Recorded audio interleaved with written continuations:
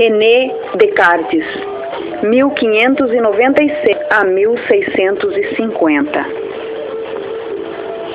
Descartes nasceu na França em 31 de março de 1596 e herdou do pai recursos suficientes para manter uma vida confortável, com busca no conhecimento intelectual e viagens. De 1604 a 1612, frequentou uma escola jesuíta, onde estudou matemática e ciências humanas. Demonstrava também grande talento para a filosofia, física e fisiologia. Em virtude da fragilidade da sua saúde, Descartes era dispensado das missas matutinas e lhe era permitido dormir até a hora do almoço, hábito que manteve por toda a vida. Foi durante tranquilas manhãs que desenvolveu suas ideias mais criativas. Ao completar a educação formal, decidiu experimentar os prazeres da vida parisiense. Com o tempo, acabou entediado e decidiu levar uma vida mais calma, dedicando-se ao estudo da matemática. Aos 21 anos, serviu como voluntário nos exércitos da Holanda, da Bavária e da Hungria, e ficou conhecido como um espadachim ousado e habilidoso. Adorava dançar e jogar e provou ser um talentoso jogador por causa da sua habilidade matemática. Descartes tinha atração por mulheres estrábicas e, com base nisso, ele oferecia a seguinte explicação às pessoas que se apaixonam.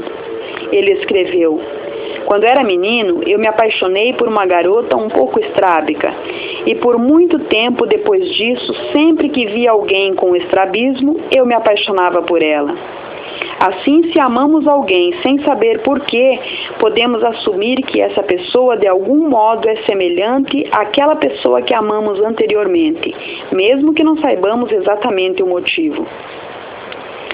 Sua única ligação amorosa duradoura foi um romance de 3 anos com uma mulher holandesa, Helene Jans, que lhe deu uma filha, Francine. Descartes adorava essa criança e ficou com o coração partido quando ela morreu em seus braços aos 5 anos de idade. Um biógrafo escreveu que Descartes ficou desconsolado, passando pelos mais profundos sentimentos de arrependimento que jamais sentiu em sua vida. Descartes continuou solteiro até o final da sua vida. Descartes tinha profundo interesse em aplicar o conhecimento científico às questões práticas. Pesquisava meios para evitar o embranquecimento dos cabelos e tentou aperfeiçoar as manobras de uma cadeira de roda para deficientes físicos. Ele também antecipou a noção de condicionamento em cachorros, cerca de 200 anos antes de Pavlov ter refinado seu conceito.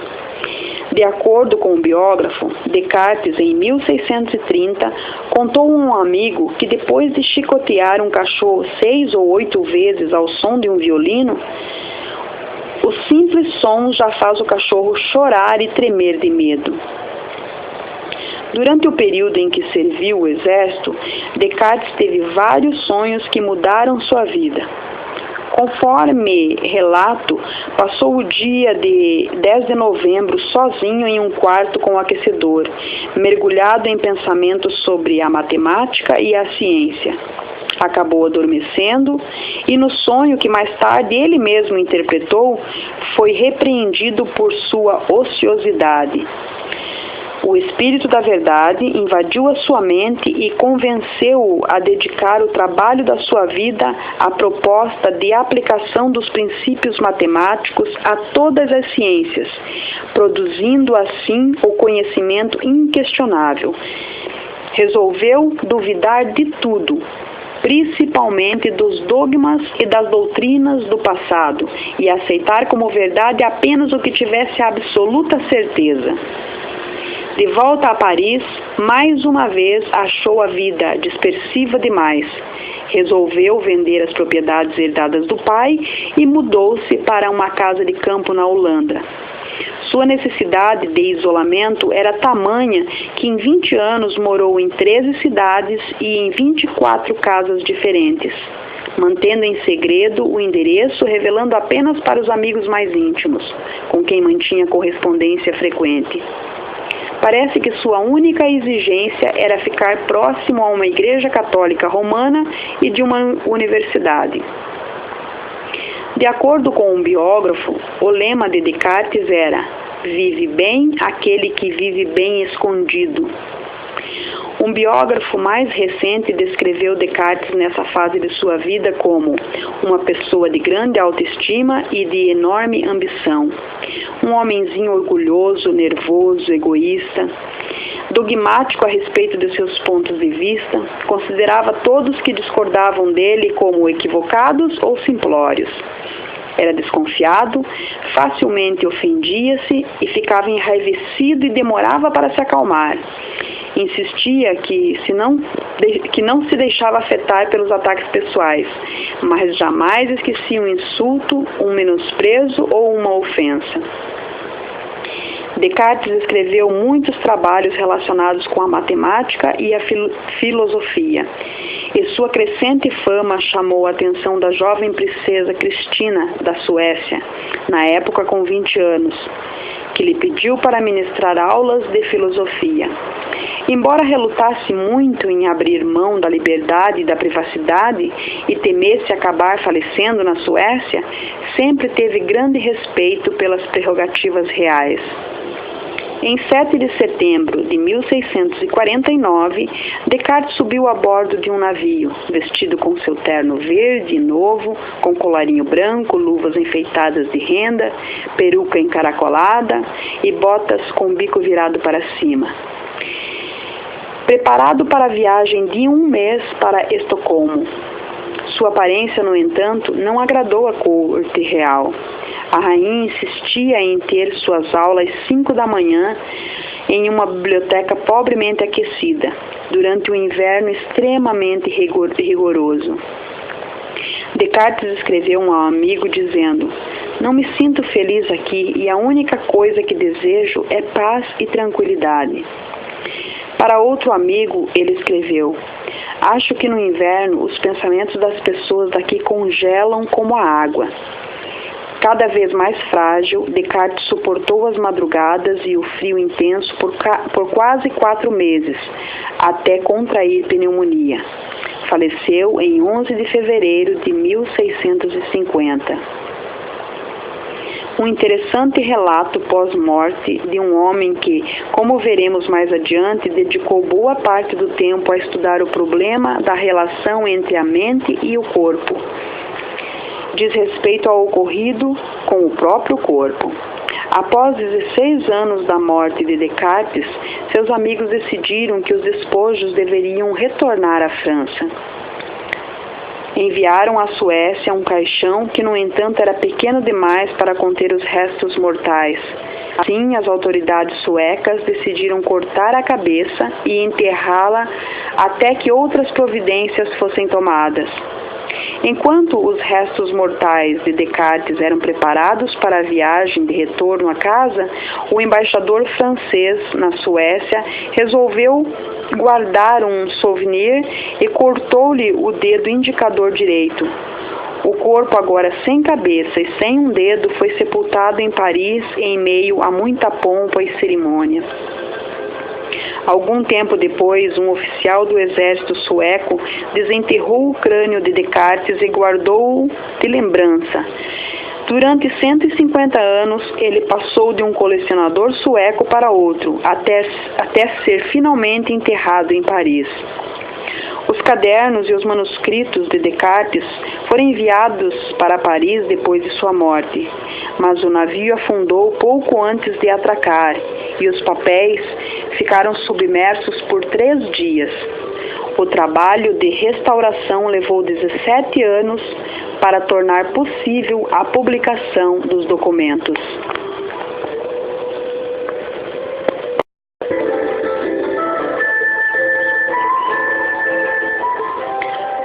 As contribuições de Descartes, o mecanismo e o problema mente-corpo.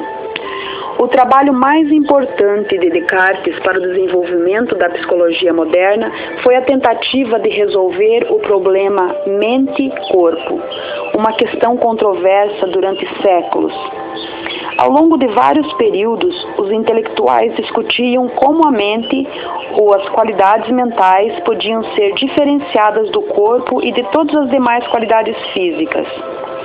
A questão básica, simples, porém enganosa, é esta: a mente e o corpo, isto é, o universo mental e o mundo material, são de naturezas distintas?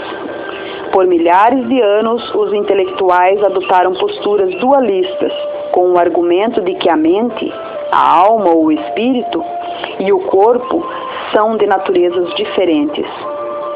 Entretanto, a aceitação da posição dualista levanta outras questões. Se a mente e o corpo são de naturezas diferentes, qual é a relação existente entre elas? Como interagem? São independentes ou influenciam-se mutuamente? Problema: mente e corpo.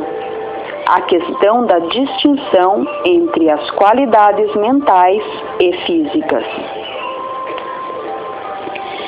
Antes de Descartes, a teoria predominante afirmava ser a interpretação entre a mente e o corpo essencialmente unilateral. A mente era capaz de exercer grande influência sobre o corpo, enquanto este exercia pouco efeito sobre a mente. Um historiador sugeriu a seguinte analogia para a explicação dessa visão. A relação entre o corpo e a mente é semelhante àquela entre a marionete e o seu manejador. A mente é como o manipulador puxando as cordas do corpo. Descartes aceitava essa posição. Na sua visão, a mente e o corpo eram realmente compostos de diferentes essências. Todavia, ele se desviou da tradição ao redefinir essa relação. Na teoria da interação mente-corpo de Descartes, a mente influencia o corpo, mas a influência deste sobre a mente era maior do que se acreditava. A relação não era apenas unilateral, mas mútua. Essa proposta, considerada radical no século XVII, teve grande repercussão na psicologia.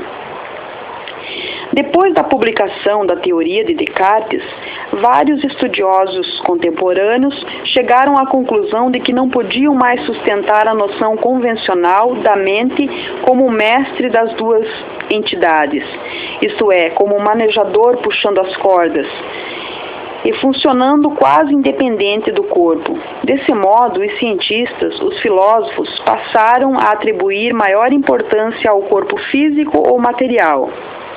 As funções atribuídas anteriormente à mente começavam a ser consideradas funções do corpo. Por exemplo, acreditava-se na mente como responsável não apenas pelo pensamento e pela razão, como também pela reprodução, pela percepção e pelo movimento. Descartes rebatia essa crença com o argumento de que a mente exercia uma única função, a do pensamento. Para ele, todos os demais processos eram funções do corpo. Dessa forma, Descartes introduziu uma abordagem para a questão que perdurava havia tanto tempo, ou seja, o problema mente e corpo, e concentrou a atenção na dualidade físico-psicológica. Assim, redirecionou a atenção dos pesquisadores que passaram no conceito teológico abstrato da alma para o estudo científico da mente e dos processos mentais. Como consequência, houve a transferência dos métodos de investigação da análise metafísica subjetiva para a observação e a experimentação objetiva. As pessoas faziam apenas conjecturas a respeito da natureza e da existência da alma, mas podiam realmente observar as operações e os processos da mente. Desse modo, os cientistas acabaram aceitando a mente e o corpo como duas entidades separadas. É possível afirmar que a matéria, a substância material do corpo, é dotada de extensão, ou seja, ocupa espaço, e opera de acordo com os princípios mecânicos. A mente, no entanto, é livre, isto é, não possui extensão nem substância física. A ideia revolucionária de Descartes afirma que a mente e o corpo, embora distintos, são capazes de interagir dentro do organismo humano. A mente é capaz de exercer influência sobre o corpo do mesmo modo que este pode influenciar a mente.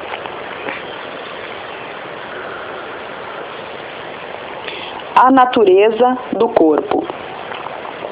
Na visão de Descartes, o corpo é composto de matéria física, portanto tem características comuns a qualquer matéria, ou seja, possui tamanho e capacidade motora.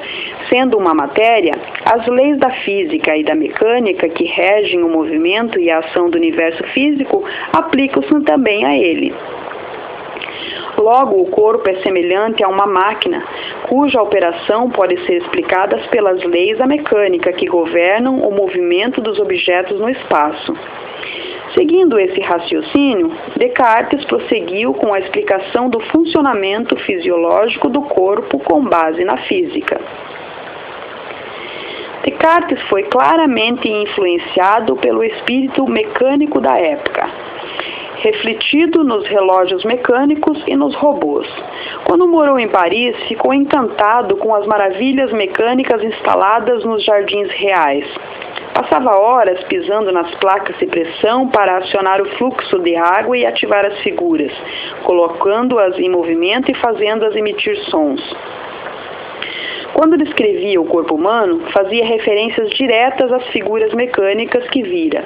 Comparava os nervos do corpo aos canos de dentro dos quais corria a água e os músculos e tendões às engrenagens e molas. Os movimentos dos robôs não resultavam da ação voluntária da máquina, mas de ações externas, por exemplo, a pressão da água. A natureza involuntária desse movimento refletia-se na observação de Descartes de que os movimentos corporais muitas vezes ocorrem sem a intenção consciente do indivíduo.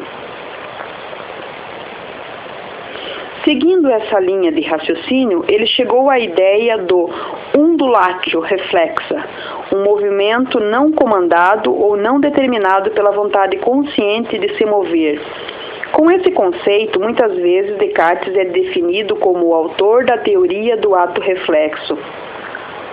Essa teoria precursora da moderna psicologia behaviorista e de estímulo-resposta, cuja ideia consiste na possibilidade de um objeto externo, o estímulo, provocar uma resposta involuntária, como a perna que salta quando o médico bate no joelho com um pequeno martelo. O comportamento reflexo não envolve pensamento nesse processo cognitivo. Parece ser completamente mecânico ou automático. Teoria do ato reflexo. Ideia de que um objeto externo, um estímulo, pode provocar uma resposta involuntária. O trabalho de Descartes também serviu de subsídio para a crescente tendência à hipótese científica da previsibilidade do comportamento humano. O modo de operação do corpo mecânico pode ser previsto e calculado, desde que os estímulos sejam conhecidos. Em outro exemplo, Descartes comparou o controle do movimento muscular ao funcionamento mecânico do órgão de um coro que havia visto em uma igreja.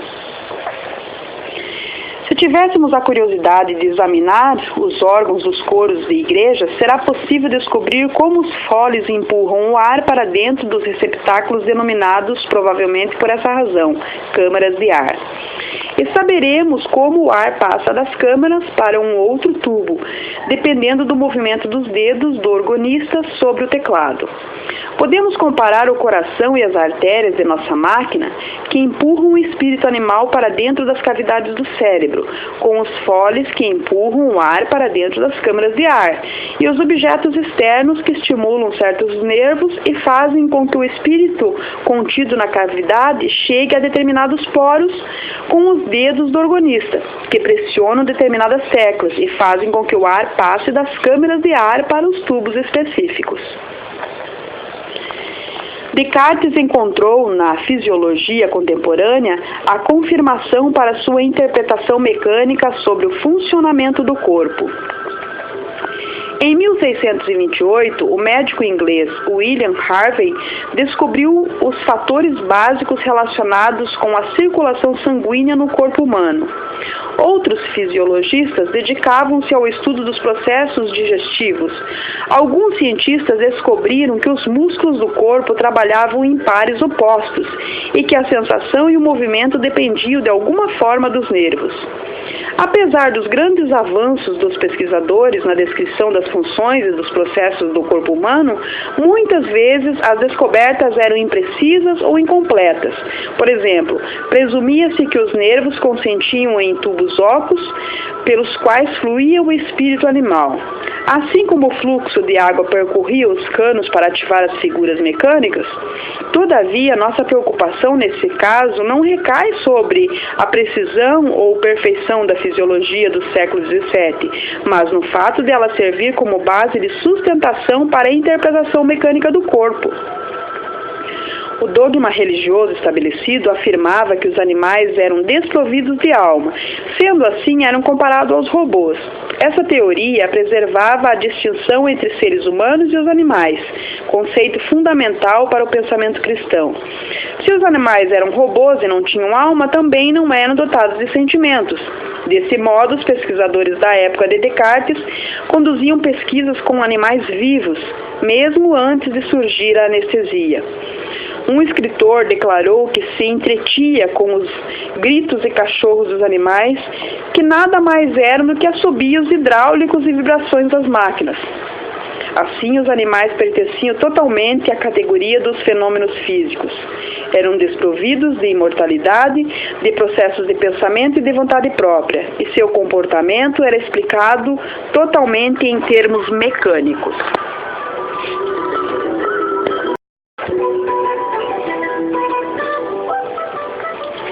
A interação mente-corpo. De acordo com a teoria de Descartes, a mente é imaterial, ou seja, não tem substância física, mas é provida de capacidade de pensamento e de outros processos cognitivos. Consequentemente, proporciona aos seres humanos informações a respeito do mundo exterior. Em outras palavras, não apresenta nenhuma das propriedades da matéria. No entanto, possui a capacidade do pensamento, características que a separa do mundo material ou físico. Como a mente possui a capacidade do pensamento, da percepção e da vontade, de algum modo influencia o corpo e é por ele influenciada. Por exemplo, quando a mente decide realizar um movimento de um lado para o outro, essa decisão é executada pelos músculos, tendões e nervos do corpo.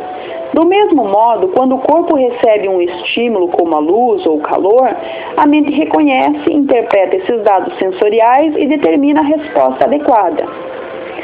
Antes de Descartes completar essa teoria sobre a interação mente-corpo, precisou localizar o ponto físico exato do corpo em que ele e a mente interagiam mutuamente. Ele a considerava uma unidade, o que significava que ela deveria interagir com o corpo em apenas um único ponto. Também acreditava que a interação ocorria em alguma parte dentro do cérebro, porque a pesquisa lhe havia demonstrado que as sensações viajavam até ele, onde também se originava o movimento.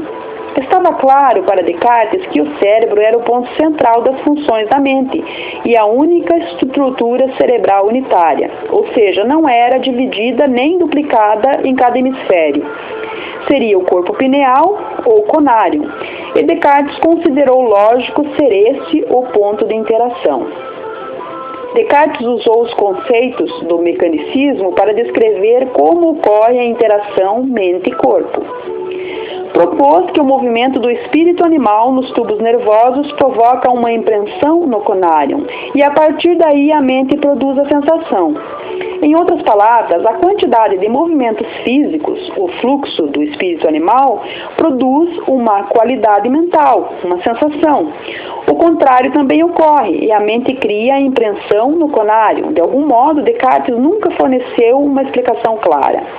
Inclinando-se para uma direção ou outra, a impressão pode provocar o fluxo do espírito animal até os músculos, resultando assim no movimento corporal ou físico. A doutrina das ideias. A doutrina das ideias de Descartes também exerceu profunda influência no desenvolvimento da psicologia moderna. Ele afirmava ser a mente produtora de dois tipos de ideias, derivadas e inatas.